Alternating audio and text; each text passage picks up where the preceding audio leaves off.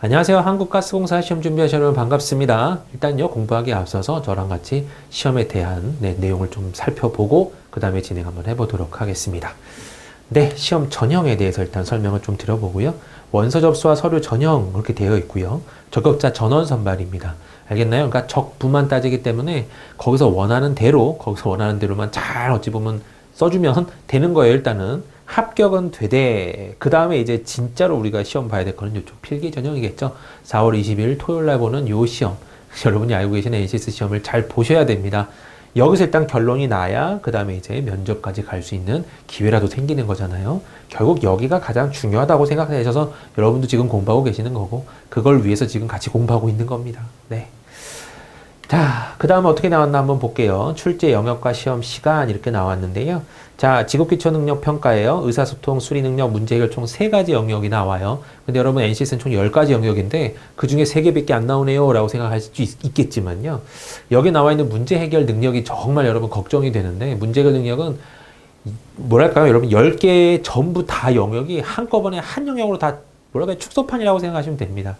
그러니까 문제 해결 능력이 나온다 생각하시면 아이 뭐야 결국 NCS 모든 영역을 다 공부하라는 소리네 이렇게 생각하셔도 될 정도로 약간 방대합니다. 양도 엄청나고요. 그 다음에 뭐랄까요 한정 지을 수가 없어요. 여기는 이 문제만 나옵니다. 이런 문제만 나옵니다 라고 말할 수가 없는 영역입니다. 그래서 굉장히 자유로운 영역이기 때문에 공부하는 범위를 조금 넓히셔야 된다는 거. 그래서 문제 해결 능력이 여러분 전부 다 들어가 있어요. 거의 모든 시험에 의사소통, 수리, 문제 해결 이 세 종은요 거의 다 들어가는데 문제 해결 들어가는 거 바람에 결국은 10가지 영역이 거의 다 들어간다고 보는 게 여러분 맞습니다. 현실적으로는 맞아요. 대신에 이제 좀 지엽적인 것들 있잖아요. 정말 이쪽으로 완전히 치우쳐진 이론들은 안 외워도 되는데 어디서 문제가 등장할 줄 모릅니다. 만약에 이 커다란 지문에 여러분 문제가 등장했는데 문제를 해결하는 어떤 문제였다. 그럼 그거 문제 해결 능력이에요. 의사소통 능력 문제처럼 기다란 지문이 나왔지만도 결국 문제 해결을 볼 수 있고요. 또 지문표가 나오고 거기서 어떻게 문제를 해결했다. 그러니까 요건 문제 해결 능력이다라고 나왔지만 실제로는 수리, 흔히 말하는 계산하는 문제가 나올 수 있는 겁니다. 너무 자연스럽기 때문에 자유로워요. 너무 자유롭기 때문에 여러분 한정 지을 수는 없습니다. 그러니까 요 부분은 어찌 보면 요 녀석 때문에 공부하는 영역이 조금 방대해지겠다 생각하시면 될 것 같고요. 자, 문항수 18, 17, 15 문항이에요. 네, 그래서 여기까지 여러분이 풀 때요. 거의 이제 대다수의 분들은 이렇게 쭉 풀어 내려갈 건데요. 풀어 내려가면서 여러분의 시간을 좀 체크해 볼 필요가 있어요. 그러니까 어떤 하나의 시험지가 50문항짜리가 있잖아요. 그럼 1번부터 50번까지 볼 건데, 자, 여기를 50번이라고 해야 되겠죠? 여기는 1번입니다. 그러면 대부분 이제 60분이 주어져 있다고 하면요. 여러분 한 45분, 한 50분 그 라인 때 됐을 때 한 요 정도 도착할 거고요. 이제 여기서부터는 여러분의 능력이 100이 발휘가 안 돼요. 한 2, 30밖에 발휘가 안 됩니다. 그러면 내가 갖고 있던 능력 자체를 아예 다 쏟아 놓을 수도 없어요. 막 벌벌벌벌 떨리고요. 자, 시험을 붙어야 되기 때문에 시간 내에 풀어야 되기 때문에 그런 압박이 엄청납니다. 이런 걸 이기는 어찌 보면 연습을 좀 해주셔야 돼요. 지금부터라도. 그래서 모든 문제를 풀 때 항상 시간적인 개념을 염두에 두시고 문제를 풀되 이 부분에 대해서 내가 어떻게 하면 나의 능력인 100을 다 발휘할 수 있을까? 거기에 굉장히 초점을 맞춰야 되거든요. 근데 제가 많이 경험해 본 결과요. 여기를 100을 유지하게 되려면요. 시간적인 여유가 있다라고 느끼는 그 마음, 그 상태밖에 없어요. 그러면 이 모든 문제를 내가 다 푸는데 나의 능력은 100으로 내가 문제를 풀려고 한다 했을 때 여러분이 어떻게 접근을 해야 되냐면 나는 항상 여기까지 흔히 말하는 50번까지 풀 때요. 나는 아직 한 10분 정도 남아 있어 라는 그런 여유 정도의 개념이 있어야 돼요. 여유가 있어야 됩니다. 그래야 내가 이 문제를 풀 때 나의 100인 능력으로 풀게 되고요. 시간이 없다라고 딱 느껴지고 시간적인 촉박함이 느껴지는 그 순간부터 나의 능력은 쭈르르 내려가게 되어 있어요. 그러니까 그걸 막으려면 여기까지를 풀었을 때 여러분 한 10분 남겨놔야 됩니다. 자, 총 60분 주어져요. 근데 50문항이고요. 한 문제 1분 풀기도 빠듯하거든요. 근데 어떻게 하면 50번까지 풀었는데 10분이 남을 수가 있나요? 중간에 많이 건너뛰면 되죠. 네, 조금 어렵거나 조금 길거나 그런 거 다 건너뛰는 거예요. 딱 봤을 때 이건 좀 오래 걸릴 것 같다. 딱 봤을 때 이건 너무 길다. 이런 것들 있잖아요. 너무 오래 걸릴 것 같다. 그렇게 느껴지는 그 순간 넘기는 거예요. 그래서 중간에 비어있는 걸 한 10개 남겨두는 겁니다. 알겠나요? 그래도 여기까지 왔을 때 여기까지 10분 정도 남겨놓고 50분 딱 맞춰놓고 여기까지 왔다면 여러분의 능력으로 그래도 100에 근접한 그 능력으로 계속 모든 문제는 풀어오긴 한 거예요. 대신에 넘긴 문제는 물론 있겠죠. 그 대신에 그 10분 동안에 이제 그 넘긴 문제를 체크해 보는 겁니다. 그 중에서도요, 아예 이거는, 이건 시간 내에 도저히 못 풀겠다. 그런 것들이 있어요. 그런 것들은 그냥 애초에 또 버리고, 마지막에 쿡쿡쿡 할 생각 하시고, 중간에 또 넘겼지만, 이건 풀만한데 하고 막 풀어볼 때, 그렇게 들어가는 겁니다. 그럼 이제 여러분은 일단은 처음부터 끝까지 다 봤다라는 안도감이 일단 생기고요. 그 안도감을 바탕으로 또 위에 거에서 10개 정도 빈 걸 또 찾아볼 때도 웬만하면 또 할만합니다. 이렇게. 알겠나요? 그런 전략을 사용해 주셔야 돼요. 이건 어디까지나 제가 봤을 때 마스터 수준까지 됐을 때 가능한 내용이에요, 여러분.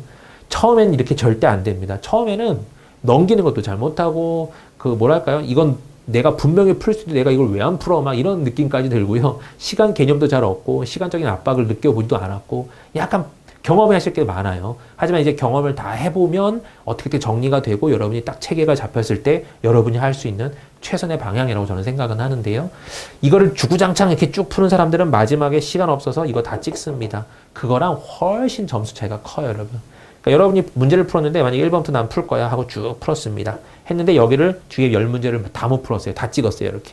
그 사람들은 떨어져요, 여러분. 그러니까 내가 푼 문제와 내가 그냥 찍은 문제 이거 수준이 아니라요. 여러분이 이 초조해지는 이 순간 요 뒤에 문제 몇 문제까지도 여파가 있기 때문에 이걸 막아야 돼요. 경험해 보시면 알 겁니다.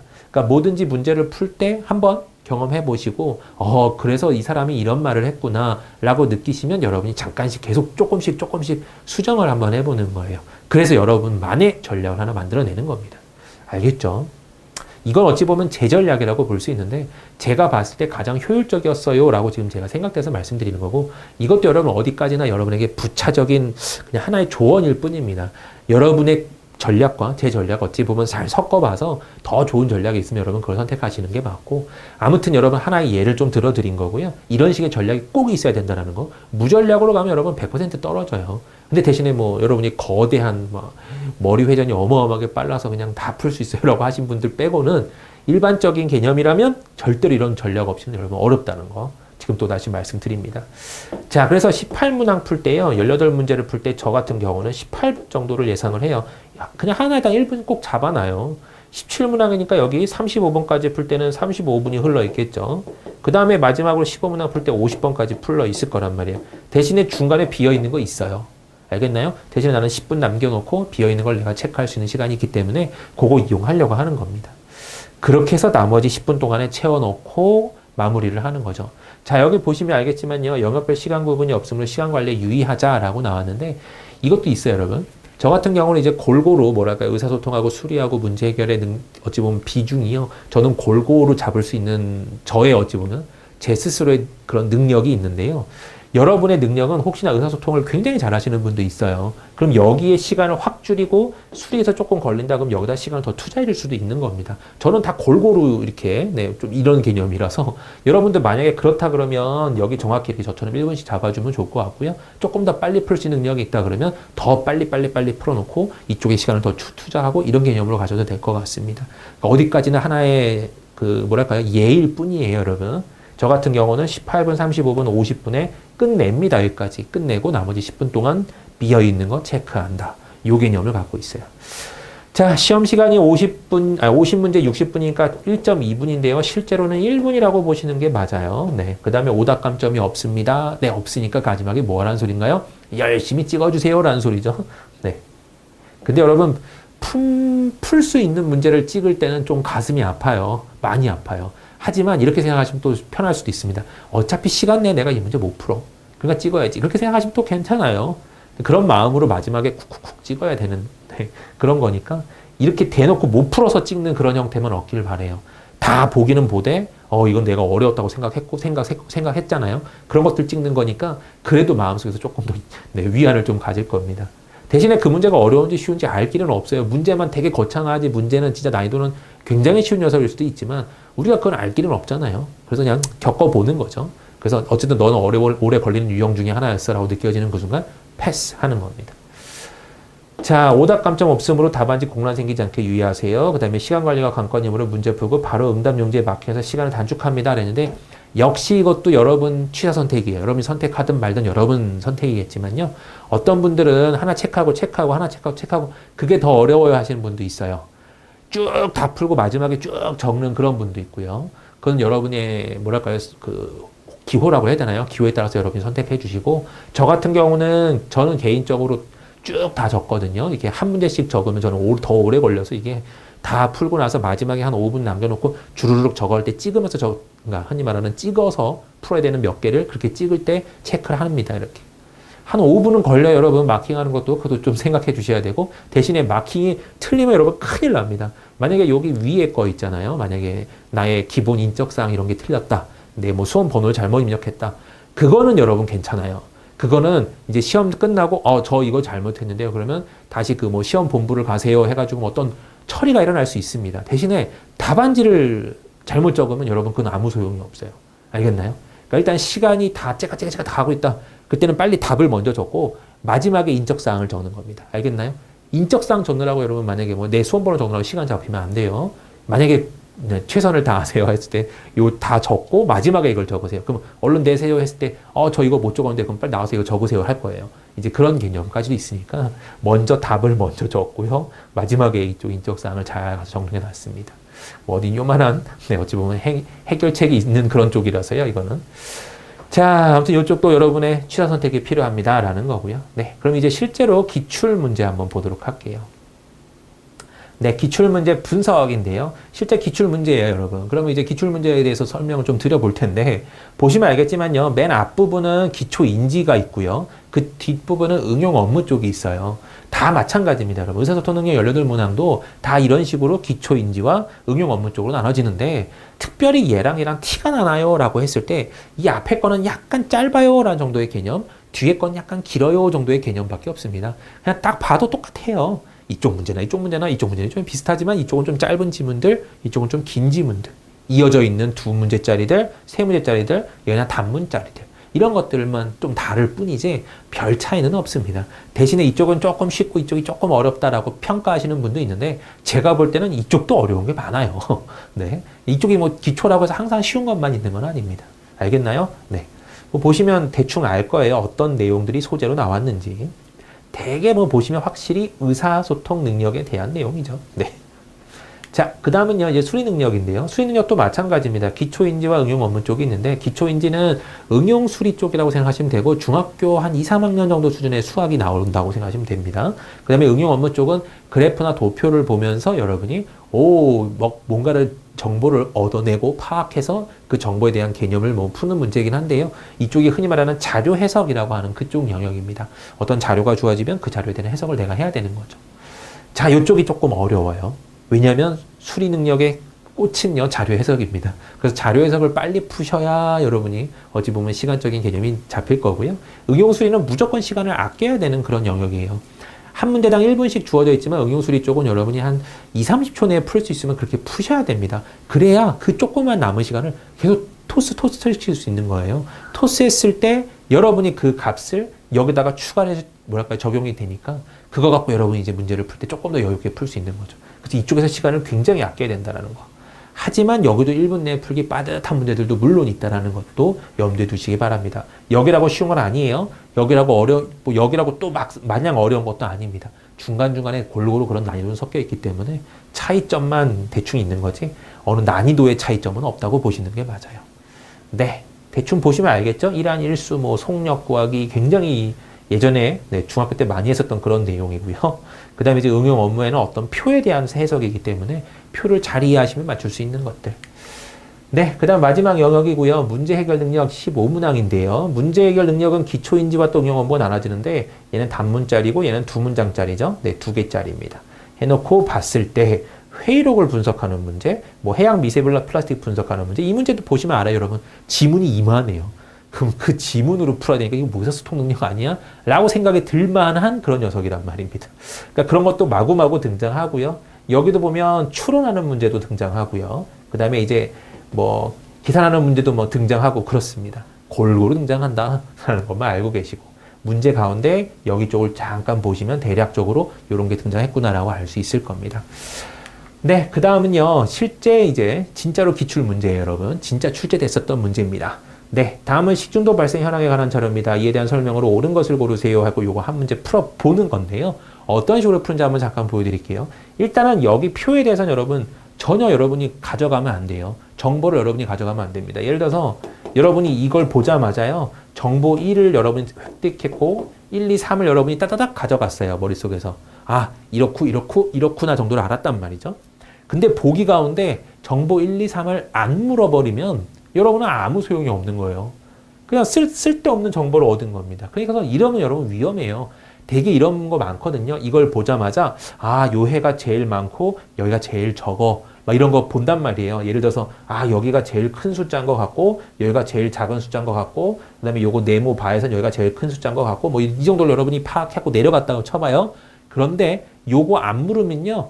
여러분 머릿속에 이거 읽고 가는데 이 안 나온 녀석들에 대해서는 여러분이 아예 생각이 없어요. 그냥 아무 생각 없이 나온 것들, 내가 알아낸 정보만 내가 찾아보려고 한단 말이에요. 그러면 여러분 답안지에서 만약에 그거 원하지 않는다 그러면 아무 쓸모없는 정보, 한마디로 무쓸모인 정보를 얻은 겁니다. 그래서 이쪽은 여러분 이거 조심하셔야 돼요. 먼저 이걸 보는 습관 자체를 버려야 돼요. 알겠나요? 네. 먼저 이걸 해결해야죠. 이걸 먼저 이해해야죠. 아니에요. 그런 문제도 있는데 이런 류의 문제들은요. 대다수가 그래프가 여러분한테 무슨 도움이 돼요? 여기 살짝 내려가고 살짝 올라간 게 여러분한테 무슨 도움이 돼요? 안 돼요. 그냥 쓸데없는 어떤 정보일 뿐입니다. 여기서 필요하면 중요한 정보예요. 알겠나요? 그렇게 이해하시고 보기를 보면서 올라가는 겁니다. 그리고 우리가 고정관념에 빠져 있어가지고요. 항상 1번부터 봐요, 여러분. 근데요, 여러분 이거 조금 바꾸셔야 될 필요성은 있습니다. 왜냐면요. 항상 1번부터 보면 1번의 답이 대부분 이제 문제 만드는 사람 입장에서는요. 뒤쪽에 답을 잘 놔둬요. 왜냐하면 이런 것들은 읽어야지 시간 소비가 되기 때문에 뒤쪽에 답이 좀 많습니다. 그리고요. 혹시나 뭘 계산해서 그냥 나오는 것들 있잖아요. 답이 그냥 떡하니 나와야 구할 수 있는 것들은 그런 데는 이제 1, 2, 3, 4, 5번이 골고루 뭐 나올 수 있어요. 왜냐면 그쪽은 아무데나 놔둬도 계산해야 나올 수 있는 답이니까요. 하지만 얘네들은 읽자마자 답이 나오면 기분이 나빠요. 문제 만든 사람 입장에서 기분이 나쁩니다. 열심히 만들어 놨는데 답이 1번 쪽에서 나온다? 조금 행동이에요. 그래서 웬만하면 1번 쪽에 잘 안 놔두는 그 문제 만든 사람의 어찌 보면 머리 꼭대기까지 올라가서 우리가 생각을 좀 해야 되는 그런 영역이긴 한데 기본적으로 내가 읽고 싶은 것부터 읽는 게 좋아요, 여러분. 알겠나요? 이 보기 5개 중에 내가 제일 해보고 싶은 게 보기가 있을 거예요. 그것부터 한번 접근해 보는 겁니다. 나쁘지 않습니다, 여러분. 어차피 1번부터 보나, 5번부터 보나, 3번, 2번, 4번, 1번, 5번 순으로 보나, 내 맘이에요. 근데 대신에 문장 가운데 여러분, 많은 경험이 있다 보면, 문장 가운데, 오호! 하면서 얘네들은 답이 잘 나와. 흔히 말하는 뭐, 항상 그래요. 매번 그래요. 뭐, 지속적으로 그래요. 규칙적으로 뭐, 꾸준히 그랬어요. 뭐, 항상 뭐랄까요. 말 자체에서 스스로가 스스로 이렇게 딱 잡는 것들이 있어요. 예를 들어서, 뭐 2000년도부터 2015년도까지는 꾸준히 계속 증가했다. 그러면 그 꾸준히라는 말이 조금의 여지도 안 준단 말이에요. 꾸준히 증가했다라고 하면 이렇게 되면 여러분 틀린 말이에요. 그러니까 이런 거를 잘 체크를 해야 되는 겁니다. 꾸준히란 말이 나왔어? 그러면 중간에 설마 이렇게 조금 떨어진 것도 있지 않을까? 그런 거를 기점으로 막 보는 거예요. 그런 게 센스가 계속 생길 겁니다. 문제를 많이 보시면 생겨요, 여러분. 그런 식으로 풀어야 되는 거. 네, 일단 얘는 넘기고요. 보기부터 봅니다. 저는 고정관념에 빠져 있다고 가정하고요. 빠져 있다고 해서 그게 나쁜 뜻은 아닌데요. 조금 바꿀 필요성은 있어요, 여러분. 뭘까요? 유동적일 필요는 있다는 겁니다. 여러분이 봤을 때, 얘는 1번부터, 얘는 아니야, 5번부터, 얘는, 나 4번이 땡기는데 4번부터, 이런 게 생길 수도 있다는 거예요. 여러분도 바뀔 수 있어야 돼요. 자, 1번을 보면요. 식중독이 가장 많이 발생한 해에 식중독 환자가 가장 많았다 그랬는데 지금 여러분의 처음 느낌으로 제가 덤벼드리자면요. 식중독이 여기 위에 표 내용을 몰라요. 지금 여기를 넘어갔고 그냥 이거부터 읽었기 때문에 위에 내용이 식중독에 관련한 내용인가 보구나. 식중독이 가장 많이 발생한 해. 그럼 빨리 위에 거 봐서 여기 해가 나와 있고 식중독이 발생한 해니까 건수죠. 건수. 그러면 가장 많은 건수가 있는 해는 나무 막대기가 가장 큰 해니까 여기죠. 2007년도네요. 그 해에 식중독 환자가 가장 많았다. 식중독 환자 수는 여기 꺾은 선 그래프죠. 환자 수가 가장 많았나요? 봤더니 바로 옆에만 봐도 엄청나죠. 이건 아니잖아요. 응? 아니야. 이렇게 말하면 되죠. 식중독 발생 건수 대비 식중독 환자가 가장 많은 해 그랬거든요. 그러면 발생 건수예요. 그러니까 이 네모 분해요. 이 네모 흔히 말하는 막대 그래프의 수치 분해 위에 있는 숫자거든요. 딱 봐도 여러분 무슨 문제가 나온 거예요? 계산하는 문제가 나왔죠. 근데 이거 계산할까요? 안 할까요? 안 해야 돼요, 여러분. 이런 거 하라고 나온 문제가 아닙니다. 보면요, 여기 2005년도가 가장 많다라 그랬죠. 여기에 자기 스스로를 딱 얽매이는 말은요, 가장이에요.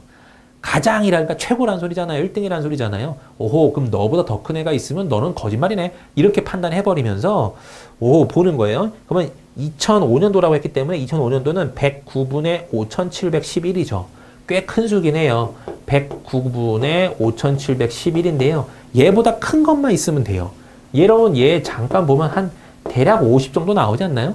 그죠? 뭐 대충 110이라고 잡고 5700이면, 네.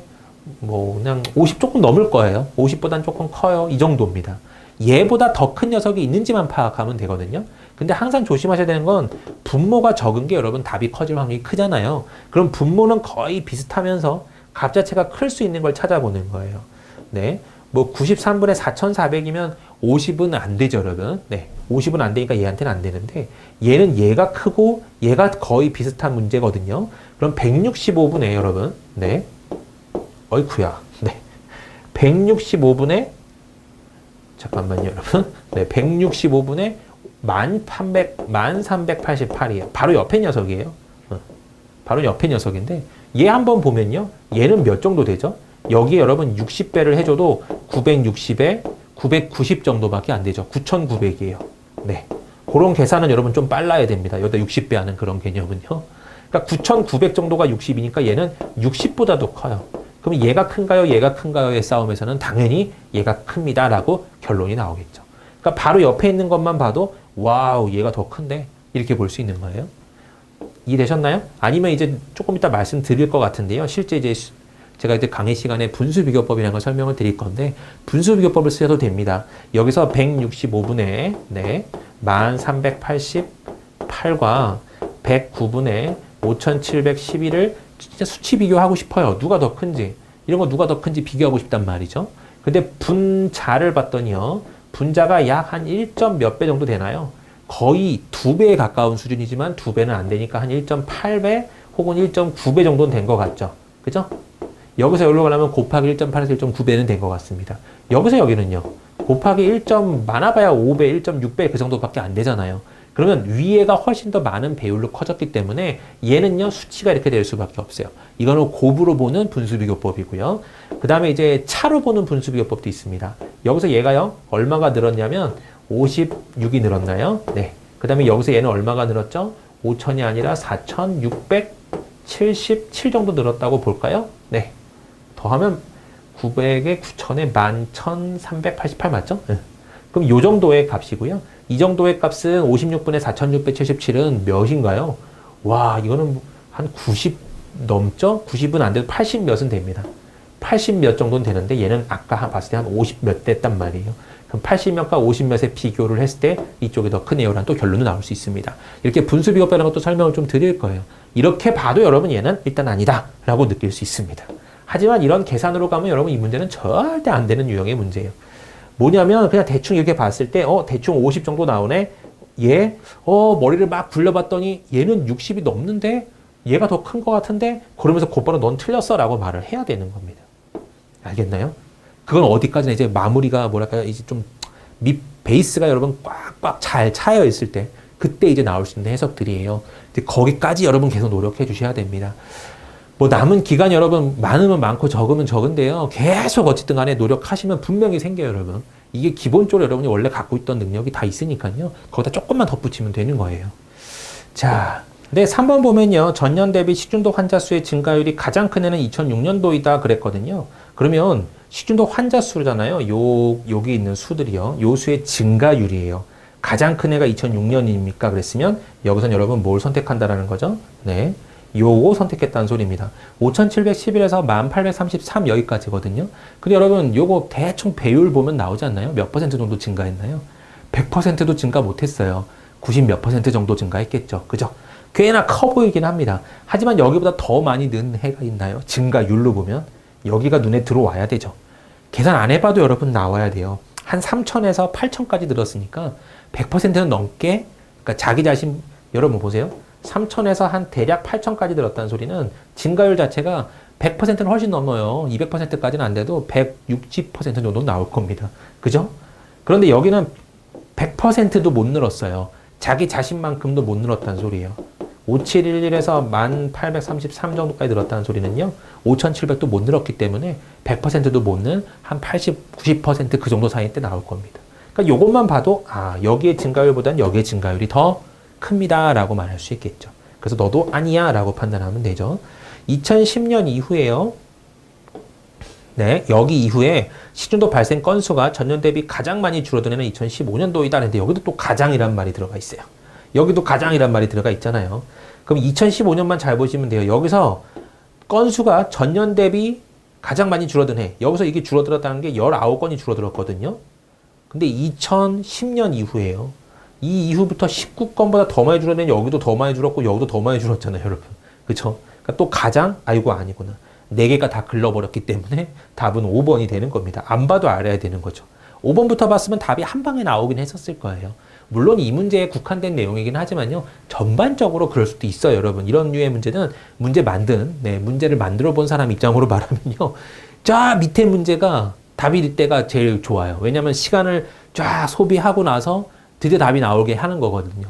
이 사람들이 문제 만든 목적이 뭘까요? 그런 시간이 없는 그런 압박되는 그런 상황 속에서 여러분한테 문제를 풀게 하는 게 목적인데 굉장히 시간을 소비해줘야 되는 게 목적이에요. 그렇다고 문제가 더러워서는 또 안 되고 문제 지저분해서도 안 되니까 어쨌든 간에 시간을 끌려면 마지막에 놓는 수가 그나마 최선인 개념이에요. 그럼 요거를 어지번 머리 꼭대기까지 올라가서 우리는 거꾸로 접근을 한번 해보겠다. 나쁘지 않은 발상이라니까요. 참고하세요. 근데 100% 이런 건 아닌데 7, 80%는 이렇다는 거죠. 그러면 확률 싸움에서 우리는 따져볼 필요는 있잖아요. 2016년에는요, 전년 대비 식중독 환자 수의 증가율이 19% 이상이 달했거든요. 그럼 16년에는요, 전년 대비 식중독 환자 수의 증가율, 요만큼이 19% 이상이래요. 그러면 증가율 구하세요 할 때, 저 이거 뭐 분명히 강의 시간에 잔소리 엄청 할 거겠죠. 하지만요, 이렇게 쓰는 사람 없길 바랍니다, 여러분. 네. 이거 증가율 구하는 계산이거든요. 요거예요, 증가율. 근데 여러분, 이거 증가율 이렇게 구해놓고 구할 수 있나요? 못 구해요. 뭐 하냐면 이거 다시 계산해야 되죠. 계산하면 이거 가로 계산하는 것도 힘들어요. 가로 계산이 가능하신 분도 있겠지만 대체적으로 이제 세로 계산을 할 거란 말이죠. 이렇게. 그럼 뺐을 때 1200이 아니라 1181 이렇게 나오나요? 네. 그래야지 합쳐주면 7160이 나오죠. 그럼 1181이 나와요. 거기다 100배하고 11810에 5981로 나누면 돼요. 이렇게 하겠죠. 그럼 여기 혹시 2가 들어가나요? 2, 28에 16, 29, 18, 19, 250, 11. 약간 안 들어가요. 그죠? 그러면, 네. 10이 들어갈 건가요? 1이 들어가주면 5981. 빼겠죠? 6이 아니라, 6이 아니라 5고요. 9가 아니라 8이고요. 3이 아니라 29, 90 나올 겁니다. 그러면 9는 들어가야 되나요? 91은 9, 98에 72, 99, 81에, 81에 8인가요? 95, 45에 53밖에 안 나올 겁니다. 이렇게.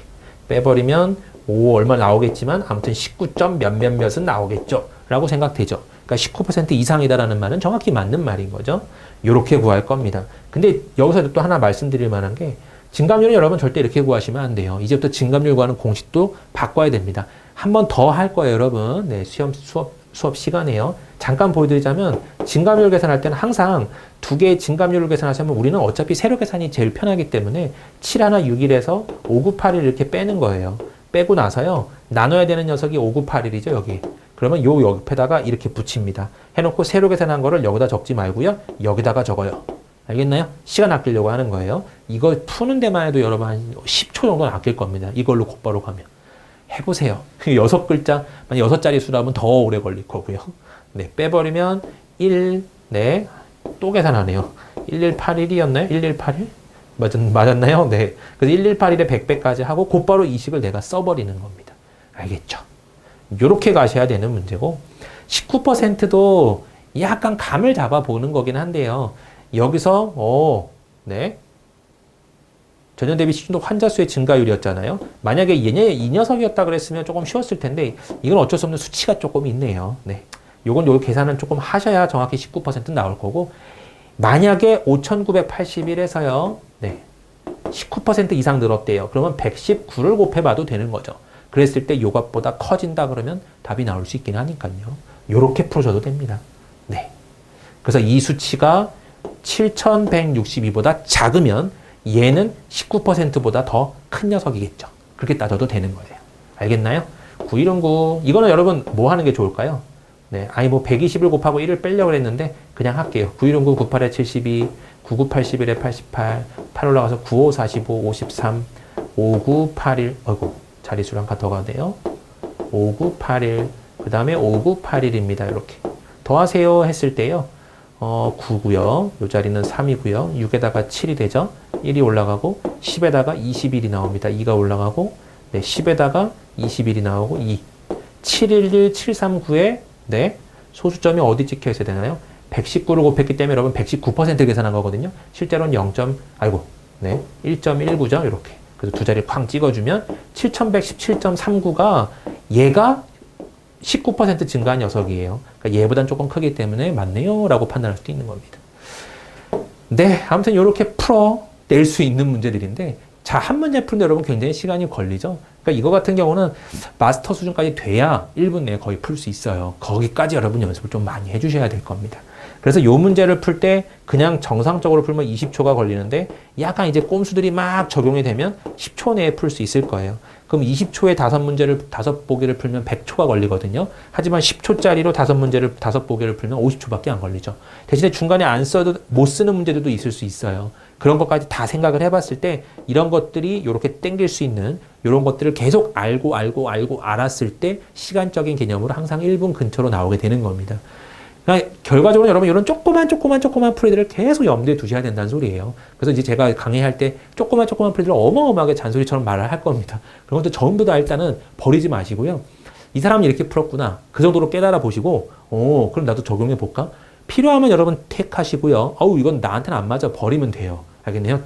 제가 말한 걸 전부 다 여러분이 다 적용시킬 필요는 없고요. 여러분의 선택사항 속에서 필요하다 싶으면 가져가시면 됩니다. 그리고 여러분 거랑 결합해서 더 좋은 게 나오면 더 좋은 거고요. 알겠죠? 항상 그런 식으로 조그마한 것들을 많이 설명드릴 텐데 그것들을 잘 염두에 두시고 계속 저장해 놓는 게 문제 풀 때 쫙 나와서 그걸 다 해결할 겁니다. 알겠나요? 그런 개념이기 때문에 조그만 것들이 모여서 커다란 팁이 된다라는 게 어찌 보면 이 자료해석 쪽에서는 해석이 될 수 있어요. 그게 팁이 될 수 있습니다. 그러니까 자료해석은 여러분 한 방에 이것만 보면 되죠? 이것만 보면 되죠? 라고 문제를 많이 설명을 하는데요. 실제로는 여러분 그런 문제가 몇 문제나 되겠어요? 우리가 이 문제를 처음 봤는데 갑자기 이건 여기만 보면 됩니다 라고 말하면 그런 생뚱맞은 게 어딨어요? 현실적으로 말이 안 돼요. 근데 현실적으로 우리가 문제를 풀 때 가장 빨리 풀 수 있는 방법들은 항상 이런 것들을 염두에 두면서 보기 가운데 항상 그런 걸 생각하면서 가는 수밖에 없어요. 알겠죠? 뭐 이건 한 번에 10초면 해결됩니다 라고 말하는데 저 입장에서 보면 아니에요. 그거는. 네. 그렇게 따지는 건 아니고 모든 문제에다가 각각에 해당하는 내가 해석하는 방법을 골고루 알아야 이런 문제뿐만 아니라 또 다른 문제 나와도 똑같이 적용하고 이렇게 될 수 있기 때문에 항상 기본 빡빡하게 열심히 공부해 놓으시는 게 가장 좋습니다. 그래서 강의 들 때마다 이제 전부 다 이제 조금씩 나오는 것들 차곡차곡 이렇게 쌓아 놓고요. 여러분이 마지막에 그거 커다란 보따리 들고 가서 쫙 풀어내키면서 이제 시험을 잘 보시는 그걸 저는 기대하면서 강의를 할 겁니다. 네, 여러분 굉장히 수고하셨고요. 저 잔소리가 굉장히 많아요. 근데 너무 이렇게 나쁜 사람이 이렇게 생각하지 마시고 정말 조언을 드리고자 하는 그런 마음에서 말씀을 드리는 거니까요. 필요하신 거면 꼭 가져가시고 그날에 해결하시고 그 당시에 곧바로 강의를 듣는 그 타임 그때 딱 여러분 걸 만들어 주시는 게 가장 효과적입니다. 나중에 해야지 안 돼요. 그걸 딱 그때 했어야 다음 풀이 할 때도 요거 쓰는 게 더 낫겠는데 이렇게 판단이 되니까요. 바로 그때마다 복습해 주시기 바랍니다. 네, 여러분 굉장히 수고하셨고요. 저는 강의 때 만나 뵙도록 하겠습니다. 감사합니다.